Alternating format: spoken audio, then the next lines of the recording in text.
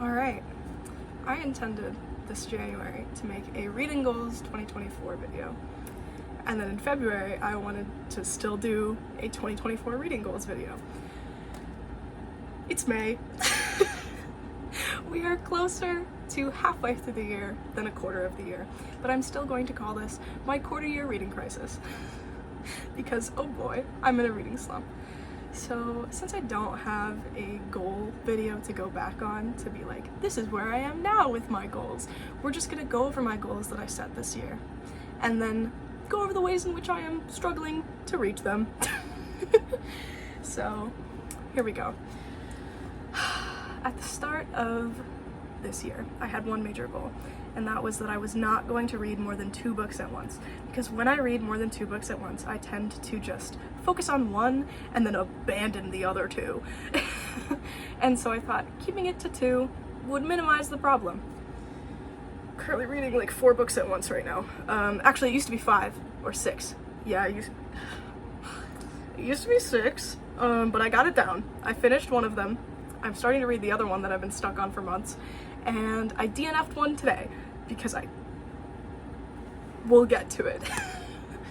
But so I'm getting that back down, and then my other goal, which I am actually doing pretty good on, is I wanted to read 20 books this year. I started making reading more of a hobby and around December last year. So this is also technically my 6 months as a reader. And you know, 20 seemed like kind of far-fetched at the time because I wasn't really a reader. I had just gotten myself out of a reading slump with Loveless by Alice Oseman and forced myself to finish a sociology book, and that was where I was, and I wanted to read more desperately, but I didn't know if I would fall back into my reading slump patterns, and so far I haven't really. I've just lost control. Which I will take over not reading at all because I have missed it. Oh my god, I have missed it. But so I guess I just want to take you through where I am, what I've read so far, and what I want to read in the future. I also, at the start of this year, made a reading list shelf on Goodreads. So I guess this is still in the reading goals. I wanted to knock all of these, most of them out before like summer, because I want to read the Twilight series this summer for fun and sillies, because I'm 17 years old and I haven't read Twilight. And I think before I go to college, that's something that I need to do. I don't know why, I just do. I want to read Twilight. Is that so wrong? But for the gits and shiggles, I want to read Twilight. So my reading list 2024 was Picnic at Hanging Rock by Joan Lindsay, which is a reread. The First Third by Will Kostakis, which is also a reread. The Outsiders, which is a reread. Aristotle and Dante Discover the Secrets of the Universe, and Aristotle and Dante Dive into the Waters of the World. The Twilight Saga, all 4 of them. As You Walk On by Julian Winters. I wanted to reread Little Women. I wanted to sit down and actually read One Day in the Life of Ivan Denisovich, which I started last year and then abandoned because I'm not good at sticking with books. That is another goal, that I want to stick with books, I want to finish them. The DNF that I did today doesn't really count because it was a content-wise DNF that I didn't like where the story was going. It was bad. I'll talk about it. And then I wanted to reread Cloud Street by Tim Winton. And except for Twilight, I kind of wanted to knock all of these out in the first half of the year so that I could read whatever I wanted the rest of the year. And my reading list 2024 was only 13 books and my reading goal was 20 because I wanted to have that flexibility to read other things. Like I wanted to reread the Gideon the Ninth series, which I'm still going to do. I was looking forward to Dear Wendy releasing. I wanted to read that, which I have, and it was great. I'll talk about it. I wanted that wiggle room, and I wanted to be able to flesh out my reading year with whatever I wanted as I felt like it. I'm very much a as I feel like it reader. Like, I hate forcing myself to read, which unfortunately causes a lot of reading slumps. But I've been doing pretty good up until this point, and then Tech Week for the spring musical happened, and I guess it all just, whew. That was my reading list for the year. Those were my main goals for the year. Have I been hitting them? Not really. I'm at 18, technically 17 books, because it counts the one that I DNF'd, because I had to mark it finished on Goodreads so that it wouldn't show up in my currently reading. So I'm at 17 books out of 20. But some of them don't count, because I've also been reading the Percy Jackson series for the first time. Those are for 12-year-olds. I don't count those towards my main number, but Goodreads does. So, books that I have read thus far this year. I started my year with Spoon River Anthology, which is back here.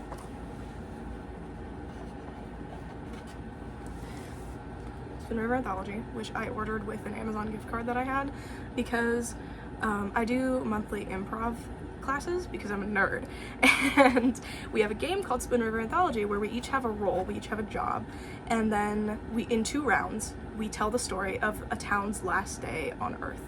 And it was a really fun game, and it shares its name with this book, which is a bunch of eulogies from the perspective of a town that dies. And it was a really interesting concept and a very interesting book. It was not what I was expecting, but it wasn't bad. I believe I gave it 3 stars because it was good, but it didn't like knock my socks off. And then I read Night Shift by Stephen King, which is a collection of his short stories, and I enjoyed it. I really liked some of them, and then I was kind of indifferent on some others, and I believe I gave that book 4 stars. And then I read Hell Followed With Us by Andrew Joseph White, and oh my god, I fell in love with his writing immediately. I think trans people should be able to make whatever art they want forever with unlimited money. Just please, I need more stories like that. I need to see, like, I loved it. I loved the atmosphere and the body horror and the representation and just the storyline and how it was executed. I loved it. I loved everything about it. And like, I read that thing in like 3 days. It was so good. I highly recommend it. I believe I gave it 5 stars, and I think my review was, I will be thinking about this forever. Which is real. I think about that book all the time. And then, what did I read? Then I reread the first third, which was technically already breaking my 2-book rule, because I started reading rereading Little Women, and I was reading The Titan's Curse from the Percy Jackson series, and I was so stuck between those books, like it was for 12-year-olds or for 16-year-olds in the 1800s. And I needed something else. And so I read the first third to kind of break my pattern. And it broke my pattern. It was great. It did what it needed to do. This is a story about a Greek-Australian boy whose grandmother is in the hospital. And she gives him a bucket list for him to carry out that is basically to bring his family back together, and he not only has to interpret it in a way that will make sense and be faithful to her wishes, but achieve it. And it's a very touching story, and I loved reading it. And I've read this before, and it was very much better the second time around, and I loved it. It made me wish that I was closer with my own grandmother, and I just loved this book. It was very good. And then I finished The Titan's Curse. I got stuck on it. It happened with Sea of Monsters too. I got stuck with the first 2. It didn't happen with the others. Blazed through the Lightning Thief, blazed through Out of the Labyrinth, blazed through The Last Olympian. Just got stuck on 2 and 3. But it was, it's a good book. I cried. I cried when a character died. This happens. Then I reread Little Women. This is my annotated copy that I can't have anybody else look at because it's kind of low quality, and the writing rubs off. But I played Jo March in the musical adaptation my junior year of high school. And my mom wrote a little note that says, "Love you, my Joe, peace and love." So I love Little Women. I love the story so much. I love how it has been loved and reinterpreted over the years, because gosh, I see, and I know so many other people do too, I see myself in Joe so much, and I love seeing myself in somebody from hundreds of years ago, and I love knowing that I am not alone in my experiences, that people have always felt how I do, and people have always wanted to do something with that and write and love and make music together. And I don't Little Women just means so much to me, and it has its caveats. It's not for everybody. Like, I can see how it would be preachy, or like, what's the word? I don't know. Like, I can see why people wouldn't enjoy reading it, but I love it. And it means so very much to me, and I love Little Women. I'm probably reading off these in the wrong order, because I can't look at them in the right order on Goodreads on my Kindle. I believe I read, okay, here's our first hurdle. I started reading Fairy Tale by Stephen King, and I was having a great time for the first 200, 300 pages. And then the character that I liked and cared about and was reading the book for, I guess, died. And then the book just carried on as if I was just as invested in the rest of the plot as I was in this character. And I wasn't. And it just lost a lot of momentum for me. And then I cared about the dog, and then, spoilers, he gets separated from the dog. And I didn't care about the kid. I don't really care about the kid. And I know I'm supposed to. And I put it aside. I had to step aside from it. I'm still reading it. I'm about 400 pages in. And I do plan on finishing it. I'm not DNFing it. I am a little more interested in it now, but more so just because I need to get it I need to get it out of my 4-book rotation really badly. I need to get it out because I have so many more books that I want to read, and I can't until I finish Fairy Tale. But, so this is where things start to go off the rails, is what I'm saying. Because I think from this point on, I'm always reading 3 or more books. Because while I was trying to be committed with Fairy Tale, it just wasn't working. So I believe the next book that I read was Betty by Tiffany McDaniel. And I gave this book 4 stars. I know that it was life-changing to some other people, but for me, it was very heavy. I had to take some breaks. It was very moving, but for some of it, and maybe this is just, I'm dumb, but like, I didn't understand the purpose of some of it. It was a very wonderful story, and her dad reminded me a lot of my grandpa, and it more than anything just made me wish that I was closer with my grandpa. And it was a very well written, it was a beautiful book, it was a beautiful story, but like, when I was recommending it to other people who were interested in it afterwards, I said, it's very heavy, heed the warnings, take breaks from it, because it's a lot, and it's a beautiful lot, but it is a lot. And I think you just kind of have to know what you're getting into and kind of commit to it, because it's a wonderful story, and I think it's a very worthwhile story to be told, and it's beautiful, but you have to know what you're getting into. And it didn't change my life, but I am such a big fan of anybody's whose life was changed by it. It wasn't right up my alley. It didn't have some of the things that make me go insane about books, but that's a personal preference. So, wonderful book. My 5 stars are the ones that make me go, I'm going to be thinking about this for months on end. Betty didn't do that with me. Although I do think about it. I do think about Betty a lot. So that's something.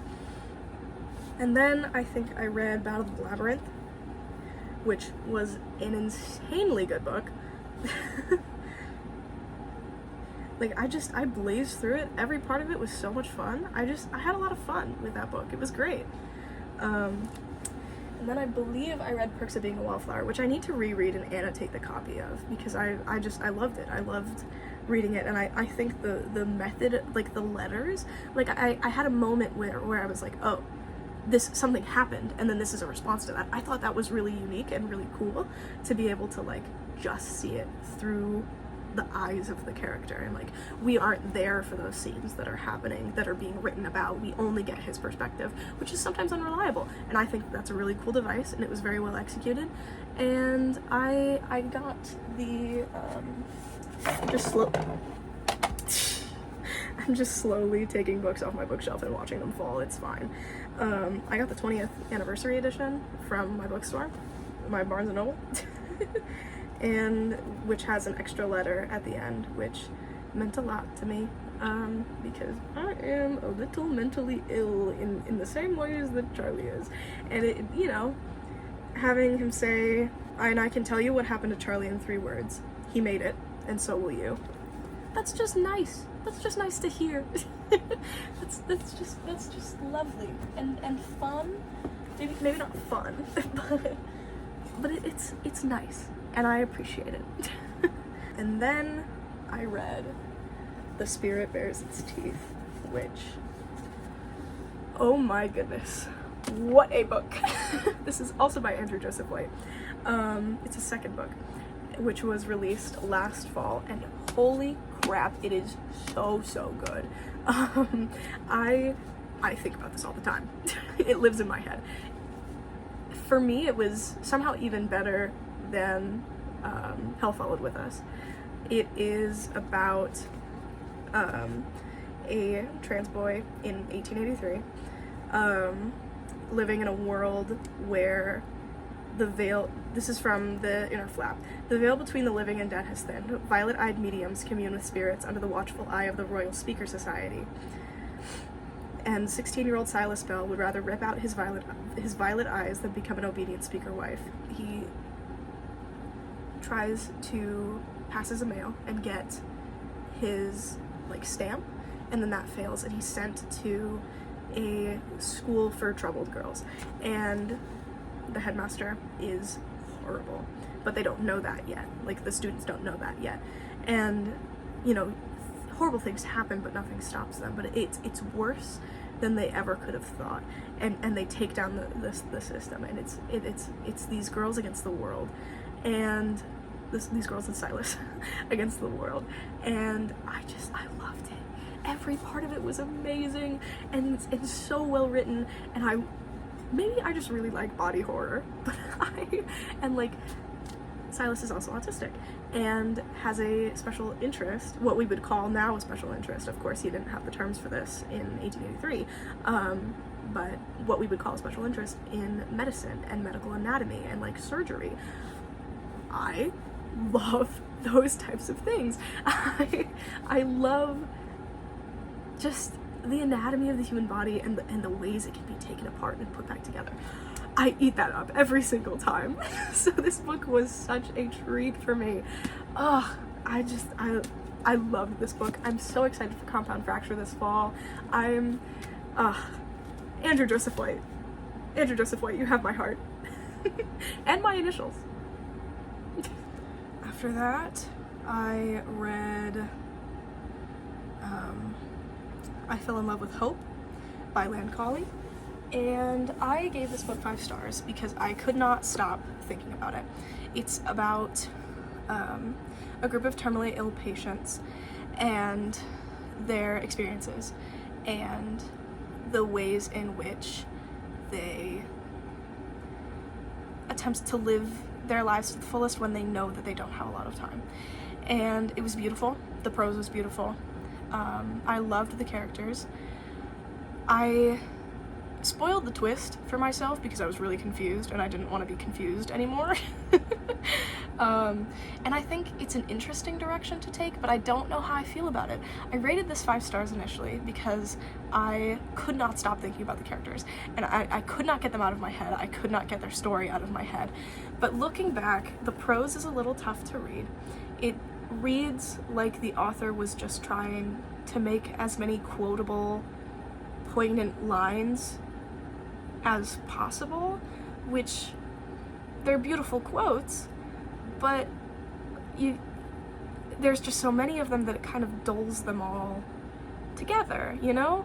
And it you know, that's an unfortunate criticism. And this is the author is like my age, and I think she might be 19, and this is her first book. That's amazing. I could never. Like, I'm not this creative. It feels bad to bash this book, but I'm not really bad. Like, I loved it. It's just, I can see some holes in it, and I really want, I'll definitely read whatever she puts out next, because I loved this. Like, it wasn't bad by any means, but I don't know what I'm saying. But yeah, it's not for everybody, and I can see why some people would be put off by the writing style. But I loved it. I had a good time. These characters live in my head all the time now, and I think it's a beautiful story, and it does its job, and I appreciate it for that. And I will definitely be rereading it and fully annotating it. I think I only highlighted like a line in this because I intended to do it, but yeah, I liked this book. I would read it again. I will be reading it again. And then I read What Moves the Dead by T. Kingfisher, which is a very short book. It embarrassingly took me like 4 days to read because I was just busy. This is a retelling of The Fall of the House of Usher. I have not read The Fall of the House of Usher, but this was still very good, and I want to read The Fall of the House of Usher so I can compare. I loved this book. I loved the atmosphere. I loved the way it described, again, it has some body horror. Love that for me. Love that for me so much. I'm waiting for the second one to come out in paperback because I want them to match. Because I'm a freak and a nerd. And yeah, it's just, I liked it. It was good. It was really good. I really liked the systems that it creates and implements, and I loved every part of it. It was really good. It was really well told. Even as somebody who has not read the original Fall of the House of Usher. I have watched Ghost Quartet though, which incorporates the Fall of the House of Usher, and I need to rewatch Ghost Quartet. Ghost Quartet is so good. Ghost Quartet, the musical. Good lord. Has my heart. After that, I read Percy Jackson, The Last Olympian. Very good book. I loved it. I'm reading the Percy Jackson books. At first, I just read The Lightning Thief because my school was putting on the musical version, and I had never read it before, and I wanted to do that. And then I got cast as Percy, and I had a good time. And then Chalice of the Gods was released, which is about Percy's senior year. It's my senior year, and I played Percy Jackson. So we bought a copy, and we're having people sign it at my grad party as like the guest book. They're gonna like write notes in it and everything, because I was Percy Jackson my senior year, and it's a book about Percy Jackson's senior year. And I've heard from one person that it wasn't that good, but I have yet to finish the Heroes of Olympus series, so I can't read it yet. Like I intended, Chalice of the Gods takes place after Heroes of Olympus, so I have to finish Heroes of Olympus, and I'm reading 4 books right now, so I can't start Son of Neptune, even though I finished The Lost Hero. And my grad party's in like 2 weeks. Another one of my goals was to read Chalice of the Gods before I had people sign it, and I can't do that because I'm stuck in this hell of my own making. Anyway, Percy Jackson The Last Olympian was really, really good. I think it wrapped up the series really well. That's like my one critique of the series currently, is that I wish that there had been a time skip. Like, I'm sure I will not feel this way when I finish Heroes of Olympus, because Rick Riordan is an amazing author, and like everything he does with a purpose. So like, I'm sure I won't be bothered by the end that like the next great prophecy happens immediately after the last one, but I want I want Percy and Annabeth and Grover and all of those kids to have some space to breathe and like live their lives as kids and have a good time before they're like fighting for their lives again. But that's just my thoughts as somebody who has only read The Lost Hero so far. And then around that same time, I read Light from Uncommon Stars, which was very, very good. I loved this book. What did I rate this? 4-star. Because the characters didn't like live in my head forever, but I do think about them and I'm like, oh my god, that's so cute and silly and fun. And I love the combination of like mundanity and science fiction. Like it's just enough science fiction that I'm like, oh, this is really interesting, this is a cool take. And also I'm just gonna read you the back of the book because I love the premise. Like, it's just so fun. It's so many things happening at once and I think it's wonderful, and they're all well executed and intertwined and just very good. And so Shizuka Saitomi made a deal with the devil. To escape damnation, she must entice 7 other violin prodigies to trade their souls for success. She has already delivered 6. When Katrina Nagayan, a young transgender runaway, catches Shizuka's ear with her wild talent, Shizuka can almost feel the curse lifting. She's found her final candidate. But in a donut shop off a bustling highway in the San Gabriel Valley, Shizuka meets Lan Tran, a retired starship captain, interstellar refugee, and mother of 4. Shizuka doesn't have time for crushes or coffee dates, what with her very soul on the line, but Lan's kind smile and eyes like stars might just redefine a soul's worth. And maybe something as small as a warm donut is powerful enough to break a curse as vast as the California coastline. This is it has a wonderful atmosphere, it's very musical, it's very lyrical, and I am a music nerd, so I eat that shit up. And the way that, like, reading the back of the book, I'm like, okay, is it really necessary that Katrina is trans? It is. It's a major part of the story. And I think it was very well executed. And I think it was wonderful inclusion. I think the way that works with her story is incredible. And so it's just very well executed and well thought out and beautiful. And it's a beautiful book. It's a beautifully written book. It's very good. I loved it. But it did not click in my head like some other books, which is unfortunate, but you know, you can't win them all. So yeah, that's where I'm at. And then I read The Lost Hero, which I gave 4 stars because, again, it didn't like grip me by the throat. I also got stuck like halfway through this book because I blazed through the first like 200-300 pages, and then I just got stuck because, like, at first I was like, I'm really invested in these new characters, I'm really interested to see where it goes, and then I don't know, just something about it. I think maybe I just hit a wall, because this is like, I'd already hit a wall in Fairy Tail and I was already kind of beating myself up for that, which I didn't need to do. Bad decision by me. But you know, I was already hitting walls and I was already reading more books than I was supposed to, and you know, I was disheartened, so I took a step back from that one, and then I came back and I finished it, and it was really good, and I love those characters, and I have gotten spoiled for some of the rest of the series, but it's fine, it's whatever, it's my own fault for not having read these books in middle school. So I mean, The Great Prophecy says that some of them are gonna die. I know which ones now. Some of them I haven't even met yet, but yeah. I'm really excited to finish that series because I think it's shaping up to be really freaking cool. And then I get to read Chalice of the Gods. And then I get to read The Sun and the Star, which I have heard is very, very good and very silly and very queer. And I love those books. If you couldn't tell by the assortment. I don't even have all of my books. I keep loaning them out to friends. Like, I have a copy of Loveless that I need to annotate Loveless. I need to annotate Dear Wendy. Oh, Dear Wendy. Oh, Dear Wendy. We'll get to her. I love her. And then I think we're like to where I am now. Then I went back to the bookstore before I finished the books that I bought last time at the bookstore, because I have a problem. And I bought Dear Wendy because it had just come out, and a copy of the Oedipus Cycle. So I read the Oedipus Cycle. I am such a nerd. I'm such a classics nerd. I need to read more classics.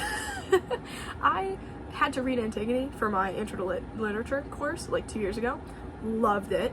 And a local theater is putting on Antigone this summer, and I'm like, oh my god, I love Antigone. I need to read the other 2. So I found this at the bookstore when I only went in for Dear Wendy, and I bought the Oedipus Cycle and I read it and I loved it because I'm a nerd. And then I immediately loaned it out to one of my friends who's also auditioning for Antigone because I'm a nerd and I like to spread my plague. And then, of course, I read Dear Wendy. I love Dear Wendy. I love this book. I love her. This was the top recommendation for me after I finished Loveless in December, which is such a green flag. I cannot even say. I love Loveless. I am aromantic myself, and I read Loveless like a few months after I had realized that I was aromantic, and oh my god, I felt so seen and heard, and you know, it's a typical identity searching, like coming of age and knowing yourself and coming out, and like it's one of those queer stories, which is not everyone's cup of tea, and I understand that, but like I will excuse that part of it because it made me want to write. And I am not a writer, but like it just inspired me so much, and I wanted to tell more stories like it, and this is more stories like it. This follows two aromantic, aro-ace, college students who run rival Instagram accounts, but they don't know that part about each other.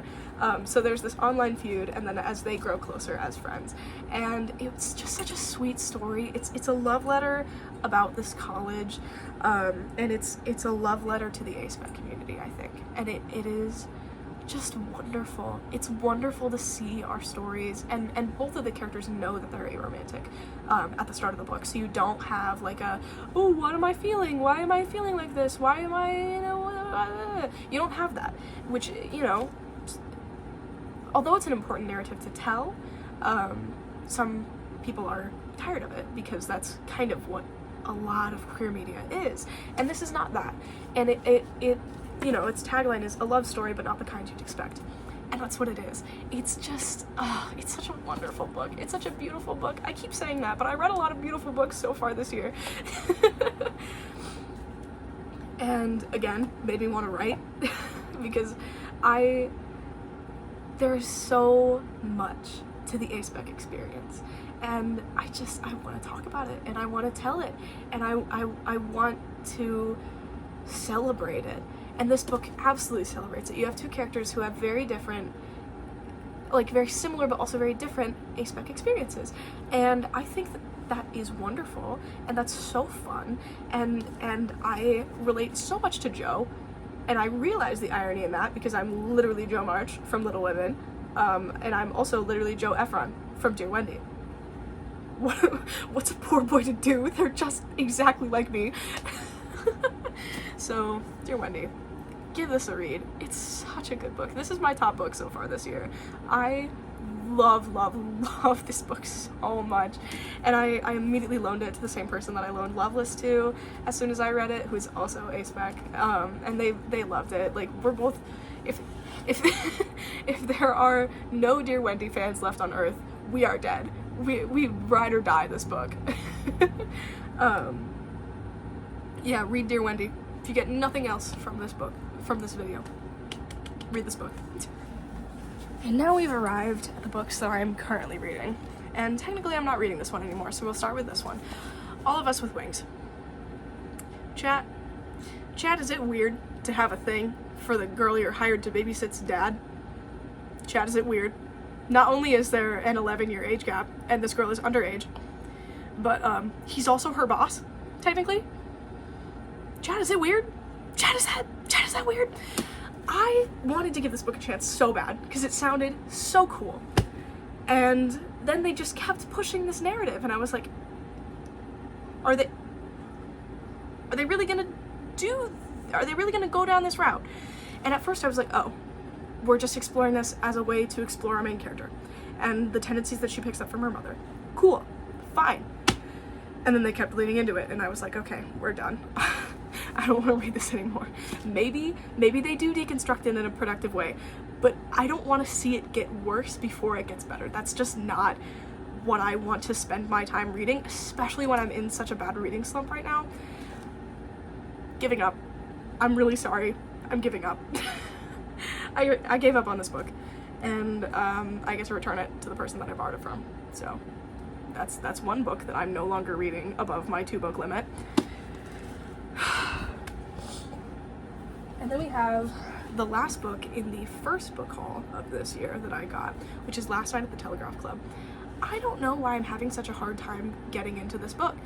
I was so excited for this book. It was the one that I was most excited about. of the 5 that I bought. And I saved it for last because of that. And now I think I'm just in a funk. And I'm having trouble reading. But it's really good so far. I've heard great things. I can't wait to keep reading it. And then we have my enemy, Fairy Tale by Stephen King. I am so close. And yes, so far. And I'm finally starting to care again, which is good. But it's taking forever. And I don't foresee myself giving this book above 3 stars, which is really sad. I really wanted to like this book, and I thought I really did for the first 200 pages, and then that character died, and he got separated from the dog, and I don't care about the kid. I'm supposed to care about the kid, and I don't. He's... oh, he has a thing where I'm not like other boys. I have violent thoughts sometimes. Me too. I do that too. You're not special. You're not special for wanting to hurt people. That's a little concerning. We all have violent thoughts. Just some of us don't act on them. And I get that you're in a fantasy situation, and like, the times that he uses violence honestly are justified. But like, you don't have to go on monologues about how you're not like those other protagonists. I don't want to hear it. Go find your dog. Go back to your dog. I like the dog better than you. I liked the old man better than you. Go back. Go visit his grave or something. I don't know.